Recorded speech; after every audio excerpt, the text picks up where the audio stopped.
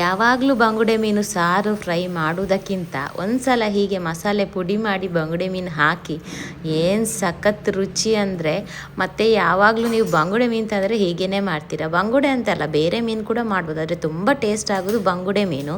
ನಾನಿಲ್ಲಿ ಒಂದು 6 ಬಂಗುಡೆ ಅಷ್ಟು ತೊಗೊಂಡಿದ್ದೇನೆ. ದೊಡ್ಡದು ಬಂಗುಡೆ ಸಿಕ್ಕಿದರೆ ಒಳ್ಳೆಯದು. ನಂದೊಂದು ಇಷ್ಟು ಸೈಜ್ ಇದು ಉಂಟು ನೋಡಿ. ಇದಕ್ಕಿಂತ ಸಣ್ಣದಷ್ಟೊಂದು ಒಳ್ಳೆಯದಾಗೋದಿಲ್ಲ. ಫ್ರೆಶ್ ಇರಬೇಕು, ಹಾಗೆಯೇ ದೊಡ್ಡದು ಸಿಗಬೇಕು. ಇಡೀ ಕೂಡ ಇಡ್ಬೋದು ಅಥವಾ ಕಟ್ ಕೂಡ ಮಾಡ್ಬೋದು. ಇಡೀ ಇಟ್ಟರೆ ಕಟ್ಸ್ ಹಾಕಿದರೆ ಆಯಿತು. ಈಗ ಇದಕ್ಕೆ ಮಸಾಲೆಗೆ ಖಡಕ್ಕಾಗಿ ಖಾರ ಮಾಡುವಂಥದ್ದಿದು. ನಿಮ್ಮ ಖಾರಕ್ಕನುಸಾರವಾಗಿ ಮೆಣಸು ಹಾಕ್ಕೊಳ್ಳಿ. ನಾನೊಂದಿಲ್ಲಿ 20 ಮೆಣಸು ಹಾಕಿದ್ದೇನೆ. ಅದಕ್ಕೊಂದು 1 ಸ್ಪೂನಷ್ಟು ಎಣ್ಣೆ ಹಾಕ್ಕೊಂಡು ಲೋ ಫ್ಲೇಮಲ್ಲಿಟ್ಟು ಇದನ್ನು ಚೆನ್ನಾಗಿ ಫ್ರೈ ಮಾಡಬೇಕು. ಮೆಣಸನ್ನು ಹೈ ಫ್ಲೇಮಲ್ಲಿ ಇಡಬಾರ್ದು. ಹೈ ಫ್ಲೇಮಲ್ಲಿ ಇಟ್ಟರೆ ಮೆಣಸು ಕಾದು ಕಪ್ಪಾಗ್ತದೆ, ಅಷ್ಟೊಂದು ಕ್ರಿಸ್ಪಿ ಆಗೋದಿಲ್ಲ, ಕಪ್ಪು ಮಾತ್ರ ಆಗೋದು. ಅದರಿಂದ ಬಣ್ಣ ಹಾಳಾಗ್ತದೆ, ಹಾಗೆಯೇ ಸ್ಮೆಲ್ ಕೂಡ ಹಾಳಾಗ್ತದೆ, ಹಾಗೆಯೇ ಟೇಸ್ಟ್ ಕೂಡ ಬರೋದಿಲ್ಲ ಅದಕ್ಕೆ. ಮತ್ತು ಜಾಸ್ತಿಯಾಗಿ ನೈಸ್ ಕೂಡ ಆಗೋದಿಲ್ಲ ಅದು ಪೌಡರ್. ಅದಕ್ಕೆ ಚೆನ್ನಾಗಿ ಇದನ್ನು ಫ್ರೈ ಮಾಡಬೇಕು ಲೋ ಫ್ಲೇಮಲ್ಲಿಟ್ಟು. ಎಲ್ಲ ಮೆಣಸು ಒಂದೇ ರೀತಿ ಫ್ರೈ ಆಗಬೇಕು, ಮೆಣಸು ಕ್ರಿಸ್ಪಿ ಆಗಬೇಕು, ಅಷ್ಟು ಇದನ್ನು ಫ್ರೈ ಮಾಡಬೇಕು. ಅದಕ್ಕೆ ಲೋ ಫ್ಲೇಮಲ್ಲಿಟ್ಟರೆ ಒಳ್ಳೆಯದು. ಮತ್ತು ಈ ಮಣ್ಣಿನ ಪಾತ್ರೆಯಲ್ಲಿ ನಾನಿಲ್ಲಿ ಮಾಡ್ತಾಯಿದ್ದೇನೆ, ಅದು ಒಳ್ಳೆ ಕ್ರಿಸ್ಪಿ ಬರ್ತದೆ ಮೆಣಸು. ನೀವು ಬೇರೆ ಪಾತ್ರೆಯಲ್ಲಿ ಮಾಡೋದಾದರೆ ಮಿಕ್ಸ್ ಮಾಡ್ತಾ ಚೆನ್ನಾಗಿ ಫ್ರೈ ಮಾಡ್ಕೊಳ್ಳಿ. ಆನಂತರ ಅದನ್ನು ಸೈಡಿಗೆ ಇಟ್ಟಿಲ್ಲ. ನಾನಿಲ್ಲಿ 1 ಸ್ಪೂನಷ್ಟು ಕಾಳು ಮೆಣಸು ಹಾಕಿದ್ದೇನೆ. ಕಾಳು ಮೆಣಸನ್ನು ಕೂಡ ಸ್ವಲ್ಪ ಫ್ರೈ ಮಾಡಿದರೆ ಸಾಕು, ತುಂಬ ಏನೋ ಇದಾಗಬೇಕು ಅಂತಿಲ್ಲ. ಲೋ ಫ್ಲೇಮಲ್ಲಿ ಅದನ್ನು ಕೂಡ ಫ್ರೈ ಮಾಡಬೇಕು. ಆನಂತರ ಎಲ್ಲವನ್ನು ತಣ್ಣಗೆ ಆಗಲಿಕ್ಕೆ ಬಿಡಬೇಕು. ನೋಡಿ, ಮೆಣಸು ಈ ರೀತಿ ಕ್ರಿಸ್ಪಿ ಆಗಬೇಕು. ತಣ್ಣಗಾಗುವಾಗ ಪುನಃ ಅದು ಕ್ರಿಸ್ಪಿ ಆಗ್ತದೆ. ಆನಂತರ ಒಂದು ಮಿಕ್ಸಿ ಜಾರಿಗೆ ಈ ಮೆಣಸು ಮತ್ತು ಕಾಳು ಮೆಣಸು ಫ್ರೈ ಮಾಡಿಟ್ಟಿದ್ದೇವಲ್ಲ ಅದನ್ನು ಹಾಕ್ಕೊಂಡು ಚೆನ್ನಾಗಿ ಇದನ್ನು ಪುಡಿ ಮಾಡಬೇಕು. ಚೆನ್ನಾಗಿ ಪುಡಿ ಆದರೆ ಒಳ್ಳೆಯದು. ಮತ್ತು ತುಂಬ ತರಿದ್ರೆ ಅಷ್ಟೊಂದು ಒಳ್ಳೆಯದಾಗಿದೆ. ನೋಡಿ, ಇಷ್ಟಿದ್ರೆ ಸಾಕಾಗ್ತದೆ. ಅದರ ಬೀಜ ಎಲ್ಲ ಉಂಟಲ್ಲ ಅದು ಪುಡಿ ಆಗಬೇಕು. ಅದಕ್ಕೋಸ್ಕರ ಮೆಣಸನ್ನು ಅಷ್ಟು ಫ್ರೈ ಮಾಡೋದು. ಆನಂತರ ಇಲ್ಲಿ ತೆಂಗಿನೆಣ್ಣೆ, ಒಂದು ಪಾತ್ರೆಗೆ ತೆಂಗಿನೆಣ್ಣೆ ಸ್ವಲ್ಪ ಜಾಸ್ತಿ ಹಾಕ್ತಾ ಇದ್ದೇನೆ. ಒಂದು ಅರ್ಧ ಕಪ್ಪಷ್ಟು ಇಲ್ಲಿ ತೆಂಗಿನೆಣ್ಣೆ ಹಾಕಿದ್ದೇನೆ. ಆನಂತರ ಇದಕ್ಕೆ ಒಂದು 7-8 ಎಸಳು ಬೆಳ್ಳುಳ್ಳಿಯನ್ನು ಸಣ್ಣಗೆ ಕಟ್ ಮಾಡಿ ಹಾಕ್ತಾ ಇದ್ದೇನೆ. ನೋಡೋಕ್ಕೋದ್ರೆ ಸಾಂಪ್ರದಾಯಿಕ ಶೈಲಿಯಲ್ಲಿ ಮಾಡೋದಾದರೆ ಇದಕ್ಕೆ ಈ ಬೆಳ್ಳುಳ್ಳಿಯಲ್ಲಿ ಎಂತ ಹಾಕಲಿಕ್ಕಿಲ್ಲ.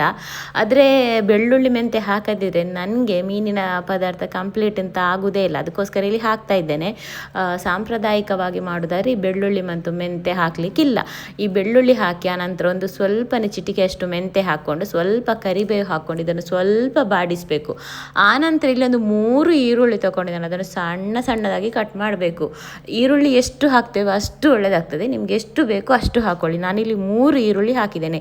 ಈರುಳ್ಳಿಯನ್ನು ಕೂಡ ಇದನ್ನು ಬೇಯಿಸಬೇಕಿದು. ತುಂಬ ಕೆಂಪಾಗಬಾರ್ದು, ಫ್ರೈ ಆಗಬಾರ್ದು, ಜಸ್ಟ್ ಇದು ಈ ರೀತಿ ಬೇಯಬೇಕು. ಅದರದ್ದೊಂಥರ ಬಣ್ಣ ಚೇಂಜ್ ಆಗ್ತದೆ ನೋಡಿ. ಎಣ್ಣೆಯಲ್ಲಿ ಈರುಳ್ಳಿ ಬೇಯಬೇಕು, ಕೆಂಪಾಗಿ ಫ್ರೈ ಆಗಬಾರ್ದು, ಅದರ ಪರಿಮಳ ಬೇರೆಯೇ ಆಗ್ತದೆ. ಈ ರೀತಿ ಬೆಂದ ನಂತರ ಈ ಪುಡಿ ಮಾಡಿಟ್ಟ ಪೌಡರ್ ಉಂಟಲ್ಲ ಅದನ್ನು ಹಾಕ್ಕೊಂಡು ಲೋ ಫ್ಲೇಮಲ್ಲೇ ಒಂದು ಅರ್ಧ ಸ್ಪೂನು ಅರಶಿನ ಕೂಡ ಸೇರಿಸ್ಕೊಂಡು ಇದನ್ನು ಈ ಎಣ್ಣೆಯಲ್ಲಿ ಒಮ್ಮೆ ಮಿಕ್ಸ್ ಮಾಡಬೇಕು. ಈಗ ಸೀದೋಗಬಾರ್ದು. ಈ ಮಣ್ಣಿನ ಪಾತ್ರೆ ಆದರೆ ಗ್ಯಾಸ್ ಆಫ್ ಮಾಡಿ ಮಿಕ್ಸ್ ಮಾಡಿದರೂ ನಡೀತದೆ. ಮತ್ತು ಸ್ಪೆಷಲಿ ಅಲ್ಯೂಮಿನಿಯಂ ಪಾತ್ರೆ ಕೂಡ, ಅದರಲ್ಲಿ ಕೂಡ ಬೇಗ ಸೀದೋಗ್ತದೆ. ಅದಕ್ಕೆ ಆನಂತರ ಇಲ್ಲಿ ಸ್ವಲ್ಪ ಒಂದಿಷ್ಟು ಹುಳಿಯನ್ನು ನೀರಲ್ಲಿ ಹಾಕಿಟ್ಟಿದ್ದೇನೆ. ಆ ಹುಳಿಯ ದಪ್ಪ ನೀರೆಂತ ಉಂಟು ನೋಡಿ, ಅದನ್ನು ಸ್ವಲ್ಪ ಹಾಕ್ಕೊಂಡು, ಎಲ್ಲ ಅಲ್ಲ ಸ್ವಲ್ಪ ಹಾಕ್ಕೊಂಡು, ಯಾಕೆಂದರೆ ಇದು ಮಸಾಲೆ ಕರೆಂಟಿ ಹೋಗ್ತದಲ್ಲ, ಅದಕ್ಕೋಸ್ಕರ ಸ್ವಲ್ಪ ನೀರು ಹಾಕೊಂಡೊಮ್ಮೆ ಮಿಕ್ಸ್ ಮಾಡಬೇಕು. 1-2 ನಿಮಿಷ ಚೆನ್ನಾಗಿ ಮಿಕ್ಸ್ ಮಾಡಿದ ನಂತರ ಮತ್ತೆ ಉಳಿದಂತ ನಮಗೆ ಹುಳಿ ಎಷ್ಟು ಬೇಕು ನೋಡಿ ಅಷ್ಟು ನೋಡಿಕೊಂಡು ಆ ಹುಳಿಯ ನೀರನ್ನು ಹಾಕ್ಕೊಂಡ್ರೆ ಆಯಿತು. ಒಂದು ಸಾಧಾರಣ ಹುಳಿ ಹಾಕಿದ್ದೇನೆ. ಮೆಣಸು ಮತ್ತು ಹುಳಿ ಖಡಕ್ಕಾಗಿ ಈಕ್ವಲ್ ಆಗಿರಬೇಕು. ಎಷ್ಟು ಖಾರ ಉಂಟು ಅಷ್ಟೇ ಹುಳಿ ಇದ್ರೇ ಇದು ಸಖತ್ತಾಗೋದು. ಅನಂತರ ಇದರಲ್ಲಿ ಸ್ವಲ್ಪ ಈರುಳ್ಳಿಯ ಒಂಥರ ಸ್ವೀಟ್ನೆಸ್ ಥರ ಇರ್ತದೆ, ಅದು ಇನ್ನೂ ಸೂಪರ್ ಆಗ್ತದೆ. ಅದಕ್ಕೆ ಹುಳಿ ನೋಡಿಕೊಂಡು ಸ್ವಲ್ಪ ಈ ರೀತಿ ಮಿಕ್ಸ್ ಮಾಡುವಾಗ ನಕ್ಕಿ ನೋಡ್ಕೊಳ್ಳಿ, ನಿಮಗೆ ಗೊತ್ತಾಗ್ತದೆ ಎಷ್ಟು ಹುಳಿ ಬೇಕು ಅಂತ. ಅರಶಿನ ಹಾಕಿ ಆಯಿತು, ಹುಳಿ ನೀರು ಎಲ್ಲ ಹಾಕಿದ ನಂತರ ಈಗ ಮಸಾಲೆಯನ್ನು ಹುಳಿ ನೀರು ಹಾಕಿ ಚೆನ್ನಾಗಿ ಮಿಕ್ಸ್ ಮಾಡಬೇಕು. ಮಿಕ್ಸ್ ಮಾಡಿದ ನಂತರ ಇದಕ್ಕೆ ರುಚಿಗೆ ತಕ್ಕಷ್ಟು ಉಪ್ಪು ಸೇರಿಸಬೇಕು. ಉಪ್ಪೆಲ್ಲ ಸೇರಿಸಿ ನಂತರ ನಮಗೆ ಎಷ್ಟು ಬೇಕು ಅಷ್ಟು ಈಗ ನೀರನ್ನು ಸೇರಿಸಿದರೆ ಆಯಿತು. ಹುಳಿ ನೀರಿದ್ದರೆ ಅದನ್ನೇ ಸೇರಿಸ್ಕೊಳ್ಳಿ. ನಾನು ಹುಳಿಗೇನು ಇಲ್ಲಿ ನೀರು ಹಾಕ್ಕೊಂಡು ಅದನ್ನೇ ಕಿವುಚಿ ಹಾಕ್ತಾ ಇದ್ದೇನೆ. ಹುಳಿ ನೀರೆಲ್ಲ ಹಾಕಿ ಆಗಿದ್ದರೆ ನಿಮಗೆ ನೀರು ಕೂಡ ಹಾಕ್ಬೋದು.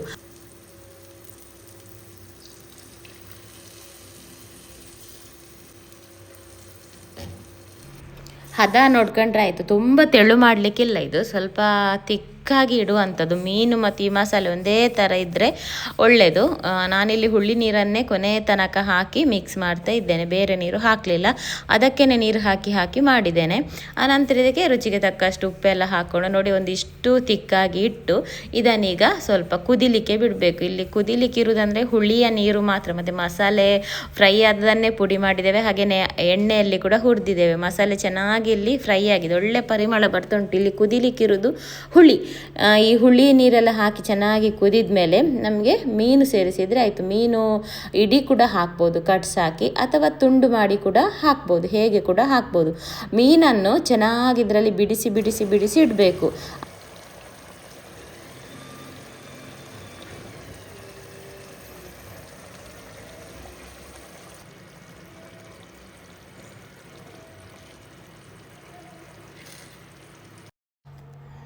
ಆನಂತರ ಇದನ್ನು ಈ ಸೈಡಿಂದ ಮೀನಿನ ಮೇಲೆ ಮಸಾಲೆಯನ್ನು ಸೌಟಿಂದ ಇದು ಮಾಡಿದರೆ ಆಯಿತು, ಅಥವಾ ಪಾತ್ರೆಯನ್ನು ಎತ್ತಿ ತಿರುಗಿಸಿದರೆ ಆಯಿತು. ಮಧ್ಯಕ್ಕೆಲ್ಲ ಸೌಟು ಹಾಕಲಿಕ್ಕೆ ಇಲ್ಲ, ಅಂದರೆ ಒಟ್ಟಾರೆ ಕಲಸಲಿಕ್ಕಿಲ್ಲ. ನಾವು ಸಾರನ್ನೆಲ್ಲ ಹೇಗೆ ಕಲಿಸ್ತೇವೆ ಆ ರೀತಿ ಕಲಿಸ್ಲಿಕ್ಕಿಲ್ಲ. ನೋಡಿ ಈ ರೀತಿ ನಿಧಾನವಾಗಿ ಮೀನನ್ನು ಇದು ಮಾಡಬೇಕು. ಟರ್ನ್ ಕೂಡ ಮಾಡ್ಬೋದು. ಅದರ ಮೇಲೆ ಮಸಾಲೆ ಎಲ್ಲ ಹಾಕ್ಕೊಂಡು ಇದನ್ನು ಒಮ್ಮೆ ತಿರುಗಿಸಿ ಮುಚ್ಚಳ ಮುಚ್ಚಿ ಲೋ ಫ್ಲೇಮಲ್ಲಿ ಇದನ್ನು ಮೀನನ್ನು ಬೇಯಲಿಕ್ಕೆ ಬಿಡಬೇಕು. ಇಲ್ಲಿ ಮಸಾಲೆ ಮತ್ತು ಮೀನು ಒಂದೇ ಥರ ಉಂಟು, ಜಾಸ್ತಿ ಗ್ರೇವಿ ಇಲ್ಲ, ಹಾಗಾಗಿ ಮೀನನ್ನು ಸ್ವಲ್ಪ ಲೋ ಫ್ಲೇಮಲ್ಲಿ ಒಂದು ಒಳ್ಳೆ ಬೇಯಿಸಬೇಕಾಗ್ತದೆ. ಆನಂತರ ಒಂದು ಸಣ್ಣ ಕುದಿ ಬರುವಾಗಲೇ ಮುಚ್ಚಳ ಮುಚ್ಚಿ ಒಂದು ಕುದಿ ಬರುವಾಗಲೇ ಆನಂತರ ಮೀನನ್ನು ಪುನಃ ಟರ್ನ್ ಮಾಡಿ ಒಳ್ಳೆ ಬೇಯಿಸಿದರೆ ಆಯಿತು. ಮೀನು ಬೇಯ್ತದೆ ಇದರಲ್ಲಿ ಲೋ ಫ್ಲೇಮಲ್ಲೇ. ಮತ್ತು ಈ ಎಣ್ಣೆ ಎಲ್ಲ ಸೈಡಿಗೆ ಬಿಡುವಾಗ ಮೀನು ಚೆನ್ನಾಗಿ ಬೆಂದ ಮೇಲೆ ಗ್ಯಾಸ್ ಆಫ್ ಮಾಡಿದರೆ ಆಯಿತು. ಬಂಗುಡೆಯ ಮೀನಿನ ಇದಕ್ಕೆ ಫನ್ನೊಪ್ಪು ಕರಿ ಅಂತ ಹೇಳ್ತೇವೆ.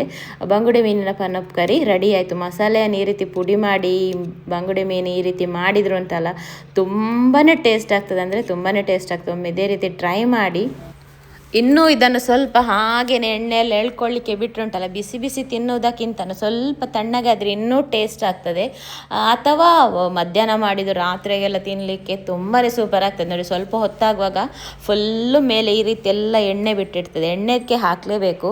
ಇಷ್ಟಲ್ಲದಿದ್ದರೆ ಇದಕ್ಕಿಂತ ಸ್ವಲ್ಪ ಕಡಿಮೆ ಆದರೂ, ಎಣ್ಣೆ ಜಾಸ್ತಿನೇ ಹಾಕಬೇಕು ಇದಕ್ಕೆ, ತುಂಬ ಕಡಿಮೆ ಹಾಕಲಿಕ್ಕಿಲ್ಲ. ಇದರಲ್ಲಿ ಟೇಸ್ಟ್ ಸ್ಪೆಷಲ್ ಆಗಿರುವುದೇ ಈ ಎಣ್ಣೆಯ, ತೆಂಗಿನೆಣ್ಣೆ ಸ್ಪೆಷಲ್ ಆಗಿ ಎಣ್ಣೆಯ ಪರಿಮಳ, ಹಾಗೆಯೇ ಈರುಳ್ಳಿಯ ಸಿಹಿ, ಹಾಗೆಯೇ ಖಾರ ಮತ್ತು ಹುಳಿ ಅಷ್ಟೇ ಇದರಲ್ಲಿ ಇರುವಂಥದ್ದು. ತುಂಬಾ ಟೇಸ್ಟ್ ಆಗ್ತದೆ. ಒಮ್ಮೆ ಇದೇ ರೀತಿ ಟ್ರೈ ಮಾಡಿ. ಇಡೀ ಹಾಕಿದರೆ ಕಟ್ಸ್ ಹಾಕಬೇಕು, ತುಂಬಾ ಟೇಸ್ಟ್ ಆಗ್ತದೆ. ಪಾತ್ರ ಮಾತ್ರ ಅಗಾಲದ ಪಾತ್ರೆ ಇದ್ರೆ ಉಂಟಲ್ಲ, ಇಡೀ ಮೀನನ್ನು ಬಿಡಿಸಿ ಇಡಲಿಕ್ಕೆ ತುಂಬಾ ಟೇಸ್ಟ್ ಆಗ್ತದೆ. ಮೀನನ್ನು ತೆಗೆದುಂಟಲ್ಲ ಈ ಮಸಾಲೆಗೆ ಅದ್ದಿಕೊಂಡು ತಿಂತಾ ಇದ್ದರೆ ಸಖತ್ತಾಗ್ತದೆ. ಒಮ್ಮೆ ಈಗ ಬಂಗುಡೆ ಮೀನು ದೊಡ್ಡ ಸಿಕ್ಕಿದರೆ ಈ ರೆಸಿಪಿಯನ್ನು ನೋಡಿದ ತಕ್ಷಣ ಟ್ರೈ ಮಾಡಿ ಆಯಿತಾ. ನಿಮಗೆಲ್ಲ ಇಷ್ಟ ಆಗಿದೆ ಅಂತ ಭಾವಿಸ್ತೇನೆ.